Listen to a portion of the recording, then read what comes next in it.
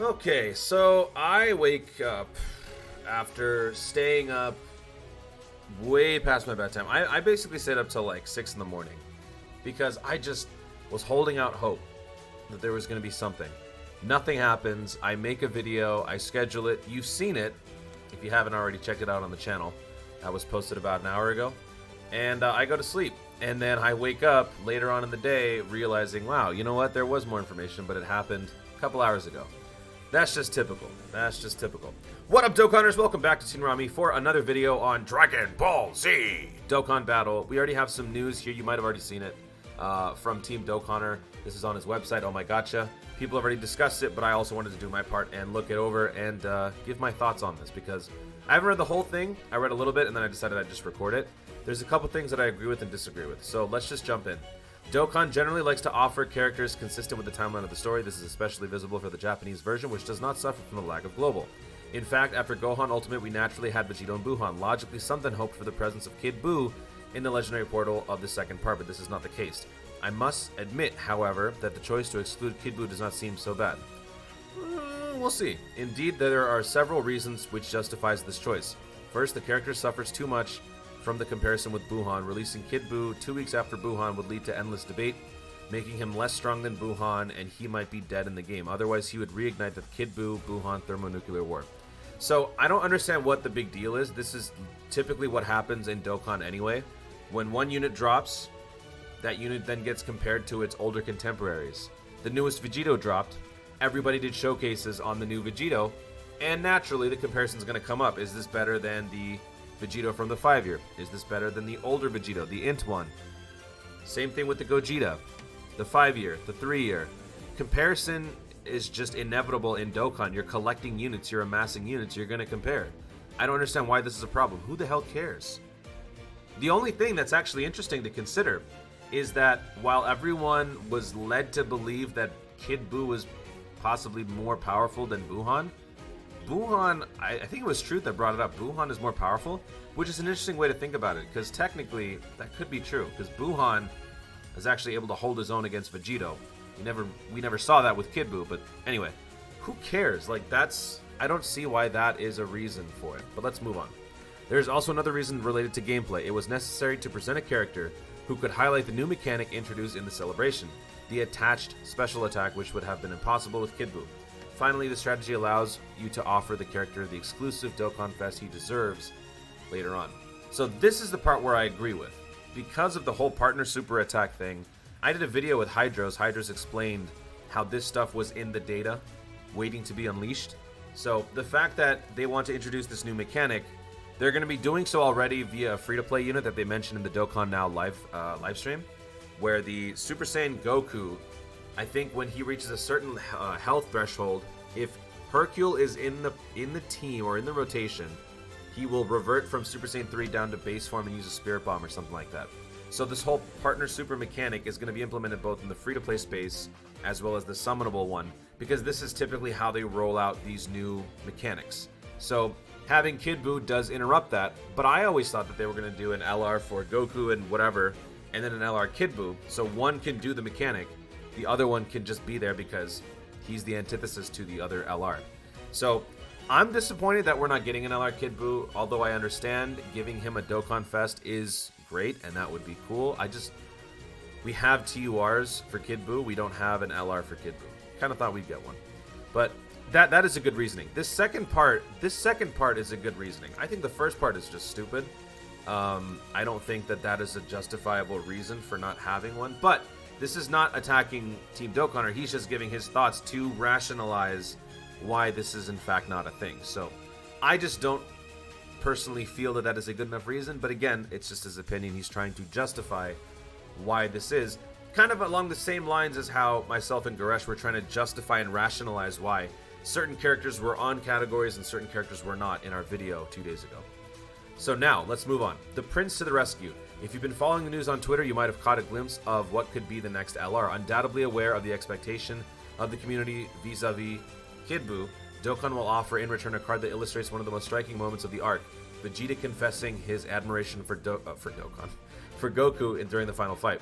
I must say that I find this particularly interesting. On the one hand, unlike a lot of cards, it does not illustrate a combative feat, It is the scene, in this scene, Vegeta serves as a punching bag to give Goku precious time.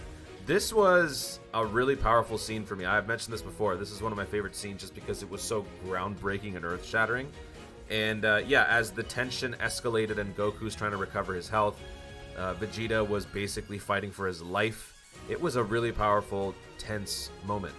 So seeing this captured in a card is going to be kind of cool.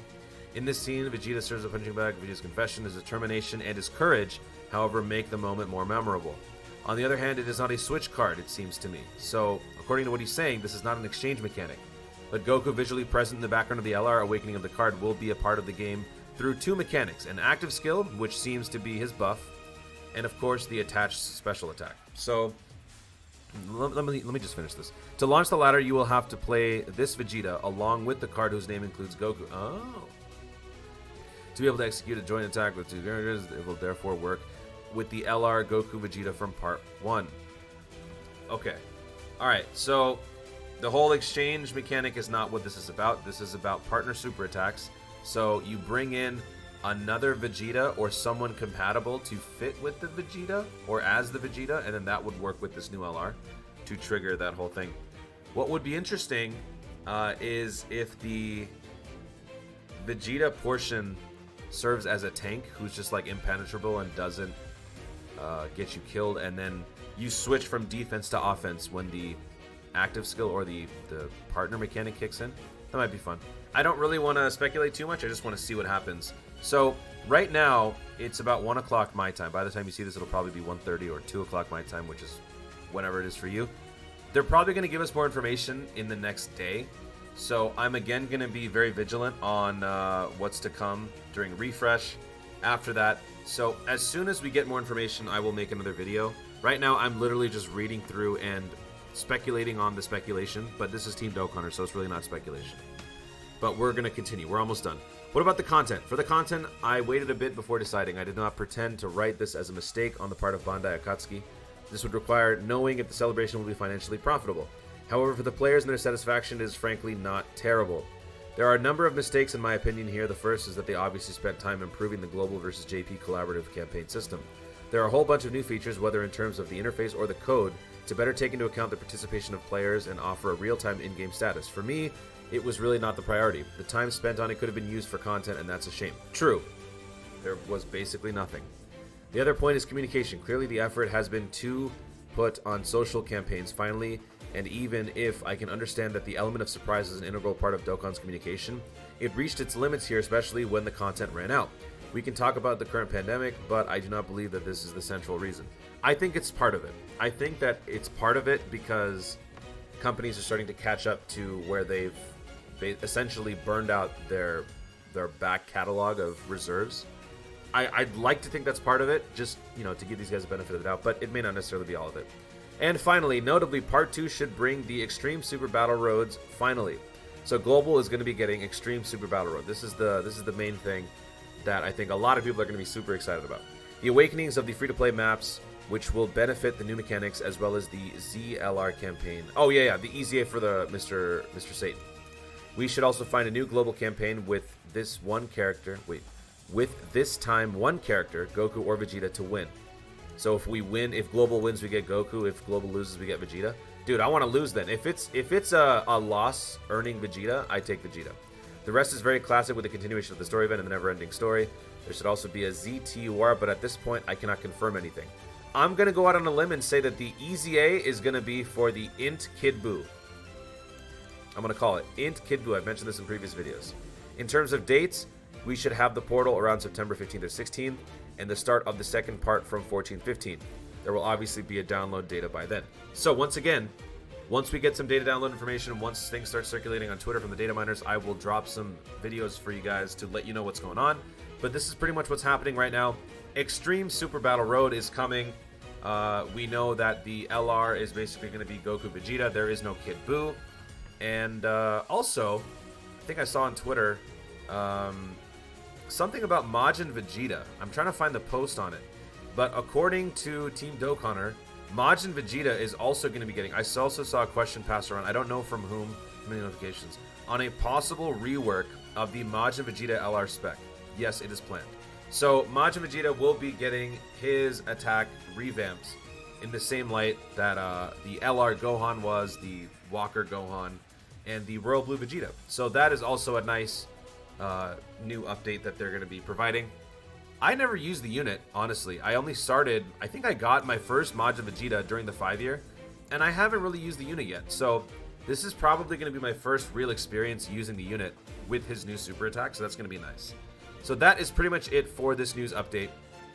Again, you might have already seen this. I just wanted to give my 2 cents on this whole thing. Kid Buu's not going to be there. Fine, so be it. I accept this second reasoning for it, not the first one. The whole buuhan versus Kid Buu thing. In fact, that just encourages more conversation. I like that. So I don't actually think that's much of a problem. But anyway, this is what's going on. I will drop more videos as soon as more information drops, and I plan to be faster because the last couple of days I've been staying up stupidly late. I mean, first of all, where are we going, right? No one's going outside. So I've been staying up super, super late just so that I could be around when the news information drops, and I missed this one. My bad. But I will be faster on the next one, so make sure you guys are subscribed, hit that notification bell, and all of that stuff. Let me do my outro. This is a single take. Thank you so much for watching. If you enjoyed the video, be sure to leave a like down below and let me know in the comments, are you okay with Kid Buu not being an LR? Would you rather him first emerge as a Dokkan Fest TUR, or are you disappointed that the LR Kid Buu is not happening? Let me know your thoughts in the comments down below. Also, be sure to subscribe for more Dokkan content in the future, and click the notification bell so that you let YouTube know you want to see more of my stuff. Do it! Thanks again, stay tuned, and always remember to Dokkan responsibly.